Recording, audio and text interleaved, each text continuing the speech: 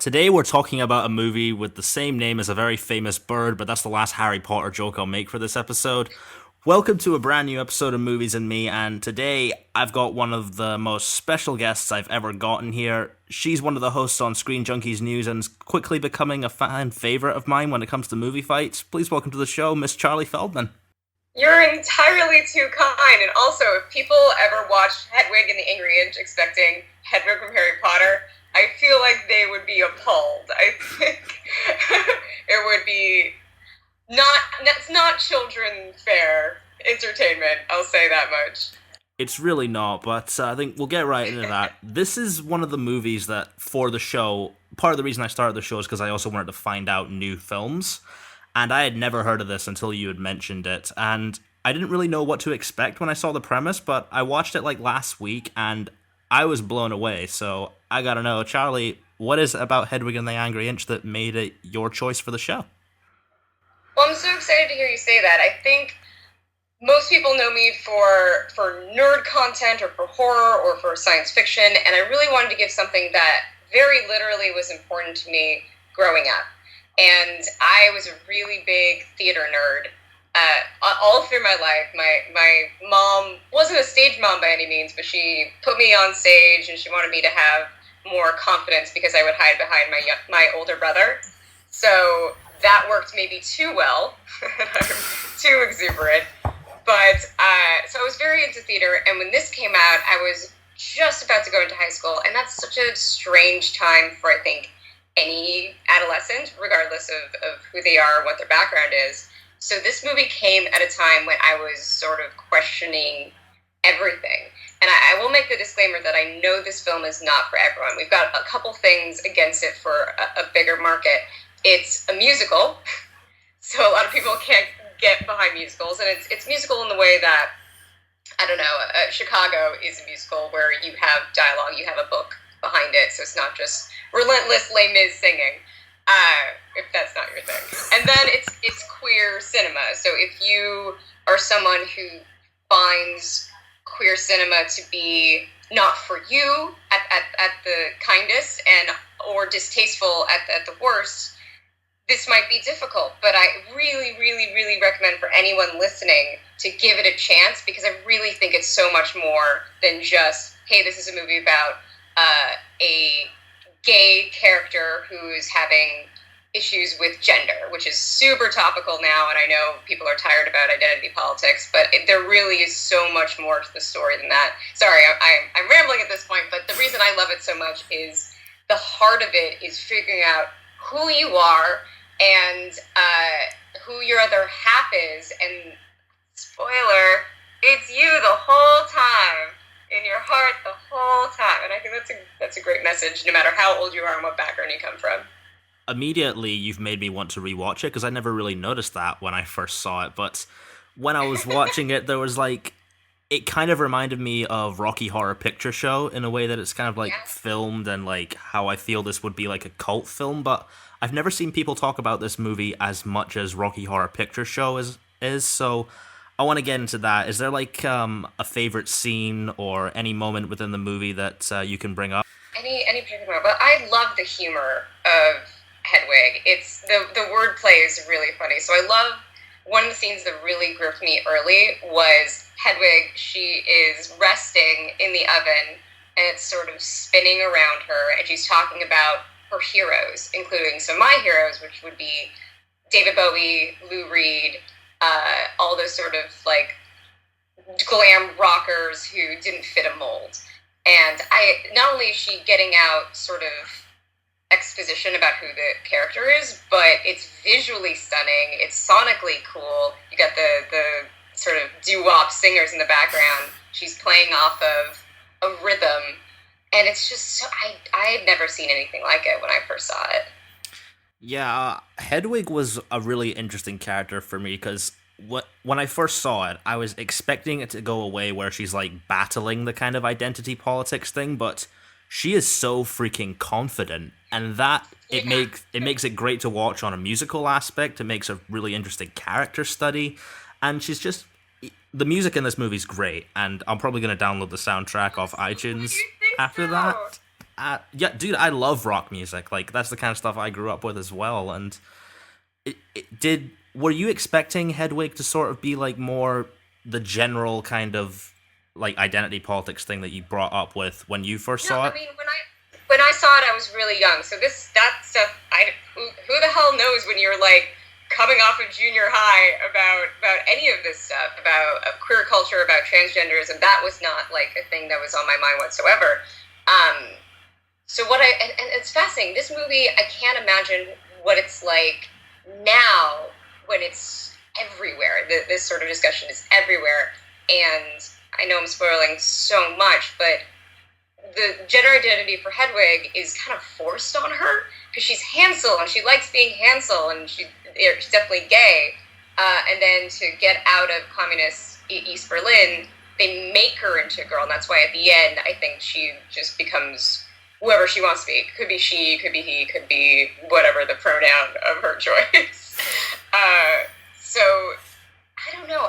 That's certainly a big part of the story, but there's so much more about relationships and love and self-worth, and God, that soundtrack is so good. Definitely, and even though Hedwig is a very confident character, there were times at the movie where I'm like, she's kind of being an asshole, but you still kind of roll with it, and it's really hard to do that, especially with character-driven movies like this, but you've seen it done in like movies like Nightcrawler and Taxi Driver, and I can't believe I'm comparing Hedwig and the Angry Inch to Nightcrawler and Taxi Driver, but that's what you've made me do now? You heard it here first! Hey, that's a Movies and Me first, guys. Hedwig is complex. Like, you absolutely sympathize with her. She's kind of everyone who's ever had a dream, but they never locked onto a fan base. Like, Tommy Gnosis stole everything he ever learned or all his talent really from her, but he hit rather a popularity that she could never, and it could be because she's transgender or dealing with her own gender. It could be because he's this gorgeous Michael Pitt with like fucking, sorry, I didn't mean to curse, with the ab cuts. I'm down for that. Who's to say? But it's, I think you must know, and I certainly know, and I could resemble this remark, people who have potential and have the talent and never go anywhere and have to deal with that and just being okay with themselves and the life and they lead and happiness they can find somewhere and somehow. Yeah, and I think it's a very important character as well, because not only is Hedwig very confident, but that, like you said, that brings up the whole like following your dreams thing, because obviously I imagine you were somebody like that in high school. I was someone like that in high school. Fun fact, I was in a boy band when I was in high school. I went through that freaking phase. Really? Yeah, we were called Take 5 because we kept procrastinating during rehearsal. Oh my god, that's adorable. You have to let the internet into this journey. We got to see the bleached hair tips. We've got to see the dance moves. Otherwise, it's a wash. Well, I'm 21 now. I don't think I'm going to go back to that. Fair enough. But anyway, you brought up Tommy Gnosis, and that was another part I wanted to get into. This was one of the most intriguing kind of relationships I've seen in any movie. Like, I knew that for a while I thought Tommy Gnosis was Hedwig, but as a boy in the beginning, and it surprised me that he was a separate character. But the way they play off the whole he stole everything from her, and the way it's kind of like tragic the way their relationship ends up. It's truly something I've never seen in a movie before. It's tragic, but it's redemptive because she forgives him in the end, because it doesn't help her to hold on to this bitterness, just like it doesn't help anyone to live a life of vengeful anger about people who have slighted you. So it's really fascinating that you say that you had some confusion about the characters, because this was a stage show, and John Cameron Mitchell did both parts. So it would have been even more confusing because he would have to have gone from the Hedwig character to Tommy Gnosis to maybe even Yitzhak. I'm not sure if Yitzhak was in the stage production. But it's a good thing that there's that confusion, because I think that's just like the origin of love, where there's both halves to yourself. Here's this really vibrant self that gets all the attention. Here's this self that's always going to be in the shadows, that will never get as much play, as much attention, as much love, or so we think. This vulnerability. Yeah, vulnerability is definitely one of the biggest themes in this movie, and I'm harking us back to what you said about her growing up in East Berlin.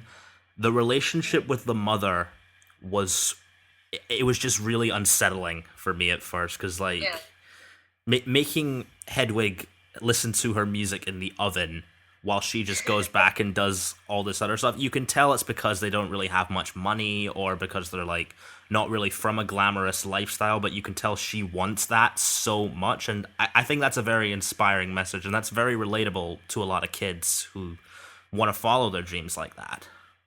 I really believe so. That's why I'm imploring everyone who's listening to us right now. I know this movie might make you uncomfortable, but it's worth it, because there are those relatable moments like that where you might have had a parent that didn't believe in you or didn't get you, and you found your way to be you. You carved that space, whether that was in an oven or otherwise. You made sure that you had a outlet. Hopefully that outlet's not attached to the gas, because that could get real tragic real quick. Oh god, I don't want you turning it into Schindler's List. No, not at all. We are in that territory because it is Berlin, but we can move swiftly past that, you and I. Yeah, that's probably a good thing to go to. And since this is a musical, we brought that up a lot. You got a favorite track from this movie at all? I should have anticipated you asking me that. That's really tough. So I saw this movie early enough that I had it throughout my teen years, and I remember it would come up every once in a while when I needed it, when I felt really low.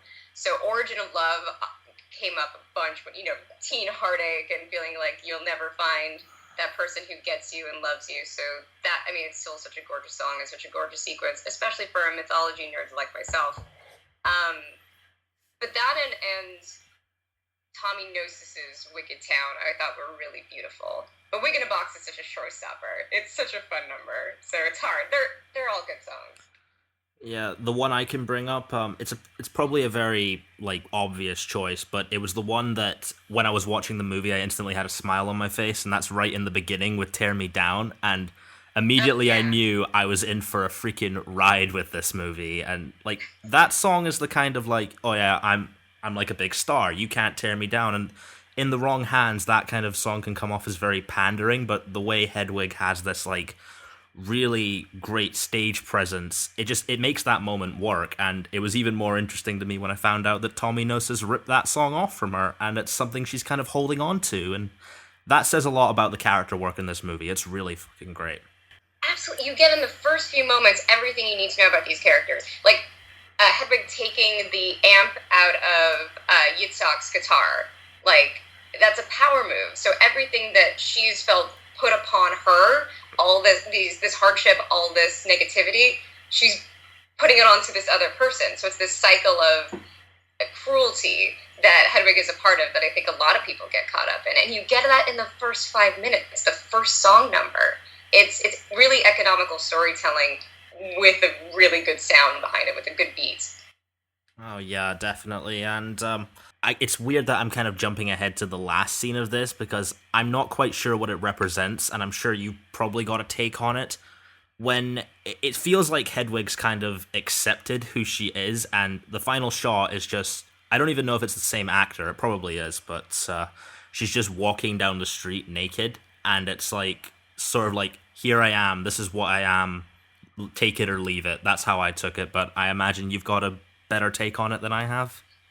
I wouldn't say better. You saw the same movie I did. All takes are absolutely right and reasonable. But from what my understanding is, this was sort of the rebirth of this character.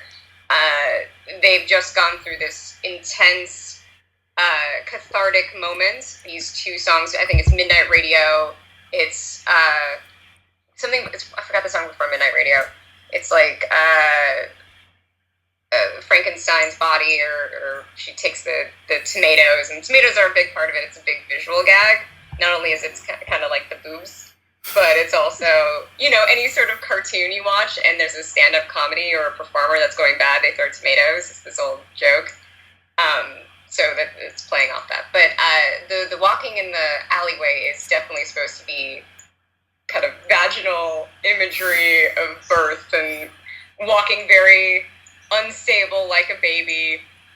Because you don't know. You don't know if Hansel, who became Hedwig, has always been Hansel, and that identity was put upon her, him, them, however,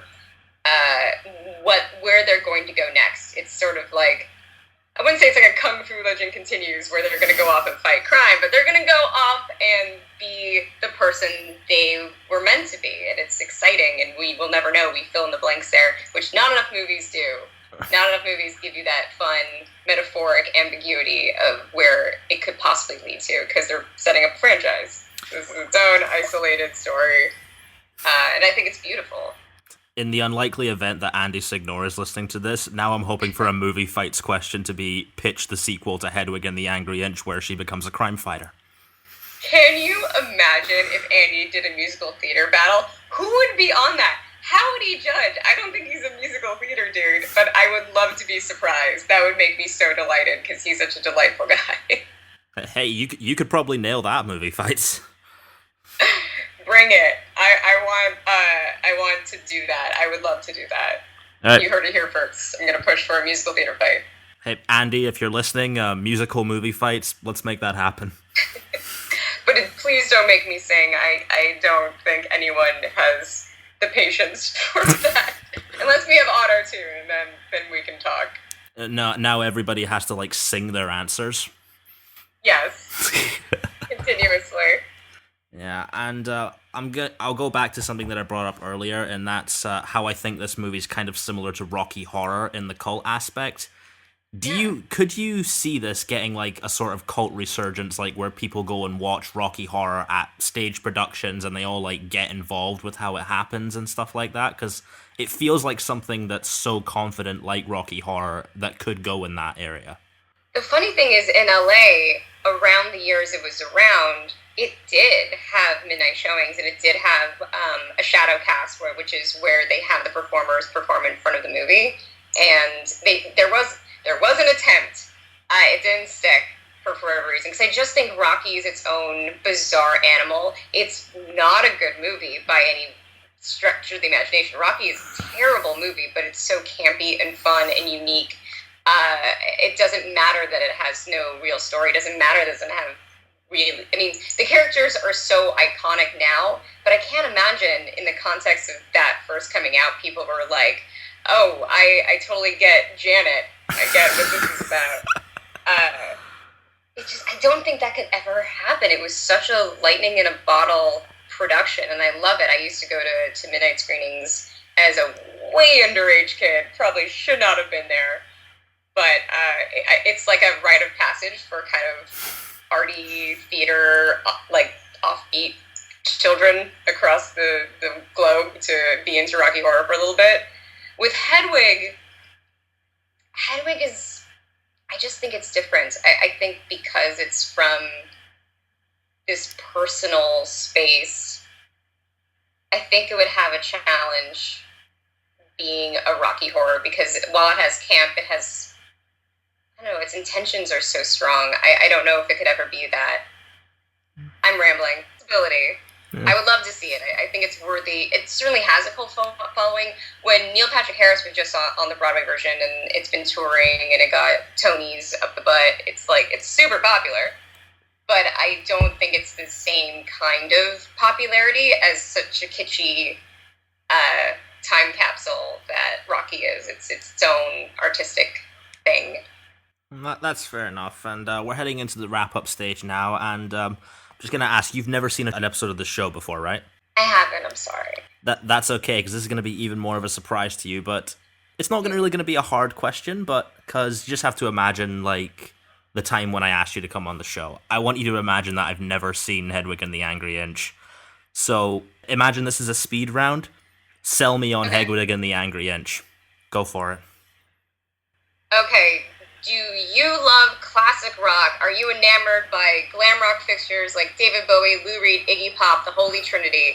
Do you have an appreciation for wordplay? Andrea Martin as the iconic comedian that she was from SCTV. Then let me tell you, John Cameron Mitchell's Hedwig and the Angry Inch is can I say tour de force? I'm going to say tour de force because it's the cliche we need in this moment to get you to rent this. It is queer cinema, but it's humanistic cinema. It's cinema that'll get you at your very core because you are all out there looking for your other half that completes you, whether it is another person, your art, or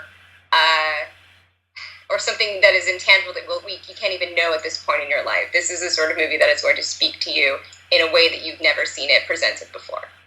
Well, you have it right there, and we've just headed into the wrap-up stage. Charley, thank you so much for coming on to my show. You are welcome back anytime, and I'm hoping that a musical episode of Movie Fights now happens thanks to you. So where can the good people find you, and is there anything that you want to plug while you're here?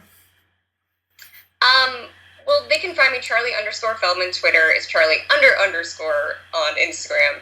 You can find me on Screen Junkies News, though I don't think I have the every Wednesday slot anymore, so hopefully that will be more resolved by the time this shows itself on the internet. Also, keep an eye out. My first film is in post-production that I directed and wrote. It's a Gem in the Holograms movie. It's a short about that cartoon series from the 80s. So hopefully that's going to be out by the end of summer. I want to see that right now, and I didn't know you were doing that, and that's a huge surprise to me, but I'll definitely be on the lookout for that. I hope. I mean, at the very least, I hope it's fun. And as always, guys, you can follow me at Nolan Dean 27 and use the hashtag moviesandme to help continue the conversation, or leave us a comment below. And next week, one of the most positive critics I've ever met on the internet, Mr. Michael Kaye, is going to be joining me to talk The Prince of Egypt. So look out for that, and if you guys like this episode, hit the subscribe button, and I'll see you guys next time.